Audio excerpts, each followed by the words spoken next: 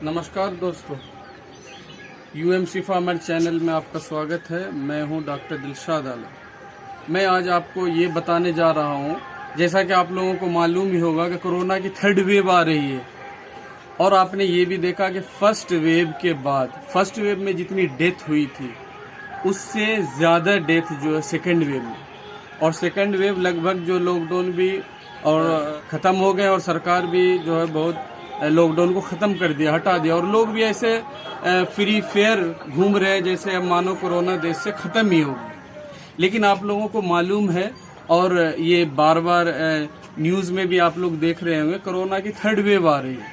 अच्छा, third wave जो आ रही है, थर्ड वेव में सबसे ज़्यादा जो बताया जा रहा है कि इन्वॉल्व होंगे कोरोना से वो बच्चे होंगे। अच्छा, बच्चे होंगे क्यों? इसका रीज़न क्या है? अच्छा चलिए रीज़न देखते हैं।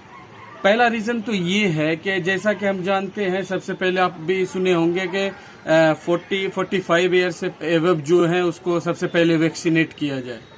तब तक वैक्सीनेशन उनकी हो गई होगी और लगभग अब तक जो है कम से कम 30-40 करोड़ इंडिया में लगभग वैक्सीनेशन कंप्लीट हो चुका है। और फिर मोस्टली यंग पीपल जो हैं, जवान जो हैं, वो भी वैक्सीनेटेड हो गए हैं और ज़्यादातर जो है इन्फेक्टेड भी हो गए। तो उसके वजह से उनके अंदर जो कुछ एंटीबॉडी बनी है तो वो प्रोटेक्शन के काम में आएगी। तो इस वजह से ये रीज़न है कि यंग और एबव 40 इयर्स के लोग के मुकाबले में बच्चे ज़्यादा इन्वॉल्व होंगे कोरोना से। अच्छा, अगर बच्चे इन्वॉल्व होंगे और हम लोगों ने मास्क भी पहनना छोड़ दिया, सोशल डिस्टेंसिंग भी मेंटेन नहीं हो रही है, और फिर कोरोना की ये वेव जो है, इन्फेक्शन जो है फिर कहीं कहीं पे किसी किसी इलाके में ज़्यादा भी हो रही है, तो हो सकता है कि फिर लॉकडाउन लग जाए। खैर जो भी हो, उसमें यहाँ पे ये है कि क्या बच्चे के प्रोटेक्शन के लिए आपने क्या सोचा, सरकार ने क्या सोची? वैक्सीनेशन के लिए। वैक्सीनेशन तो अभी अवेलेबल है नहीं, चलिए वैक्सीनेशन आता है।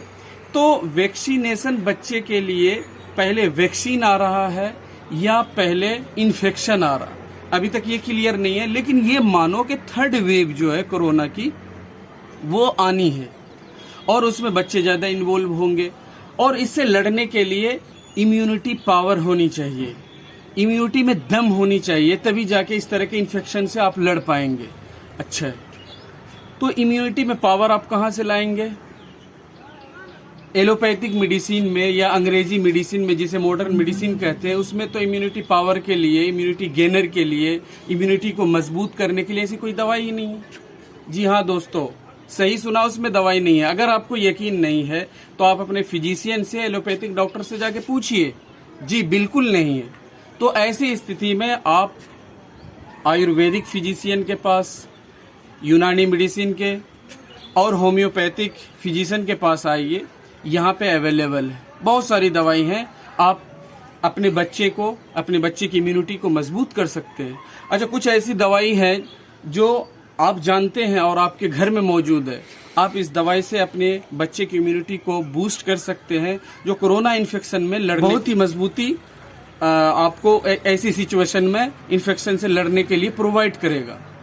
कुछ दवाई ऐसी है जो आपके किचन में मौजूद है और आपकी दादी, आपकी अम्मा, आपकी नानी इस बात को जानती है।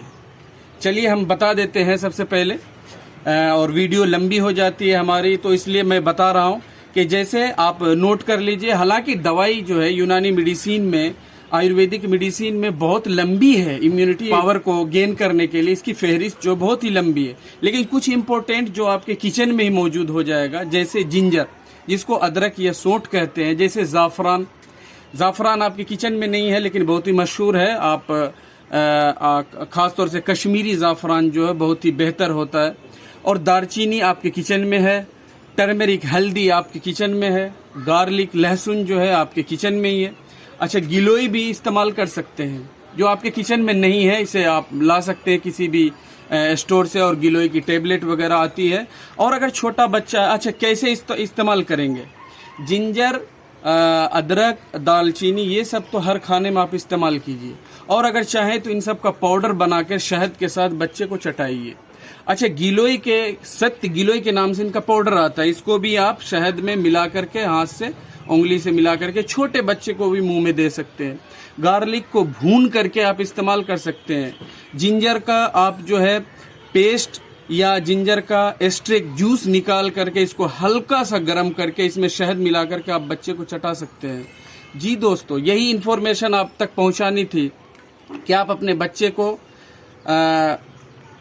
बच्चे की इम्यूनिटी को बढ़ाइए और अपने बच्चे को थर्ड वेव जो आ रही है उससे पहले ही उनकी इम्यूनिटी को बूस्ट कीजिए ताकि